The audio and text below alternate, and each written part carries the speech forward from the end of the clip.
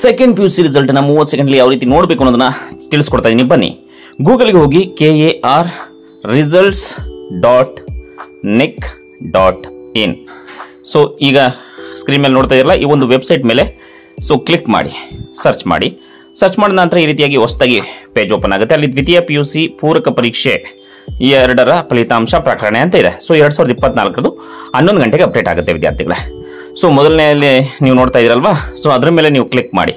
So click ಮಾಡಿದ ನಂತರ ನಿಮಗೆ ಒಂದು ಹೊಸ ಪೇಜ್ ಈ ರೀತಿಯಾಗಿ ಓಪನ್ ಆಗುತ್ತೆ. ಅಲ್ಲಿ ನಿಮ್ಮ ಒಂದು ರಿಜಿಸ್ಟರ್ ನಂಬರ್ನ ಹಾಕಿ, ಜೊತೆಗೆ ಅಲ್ಲಿ ಸಬ್ಜೆಕ್ಟ್ ಯಾವುದು ನಿಮ್ಮದು ಅಂತ ಹೇಳಿ, ಓಕೆ, ಸ್ಟ್ರೀಮ್ ಯಾವುದು ಅಂತ. ಸೊ ಅಲ್ಲಿ ಕಾಮರ್ಸ್ ಆಗಿದ್ರೆ ಕಾಮರ್ಸ್, ಸೈನ್ಸ್ ಆಗಿದ್ರೆ ಸೈನ್ಸ್, ಹಾಗೆ ಆರ್ಟ್ಸ್ ಆಗಿದ್ರೆ ಆರ್ಟ್ಸ್ ನೀವು ನೋಡ್ತಾ ಇದ್ದೀರಲ್ವಾ. ಸೊ ಯಾವುದಾದ್ರೂ ಒಂದು ಸ್ಟ್ರೀಮ್ ಮೇಲೆ ಕ್ಲಿಕ್ ಮಾಡಿ.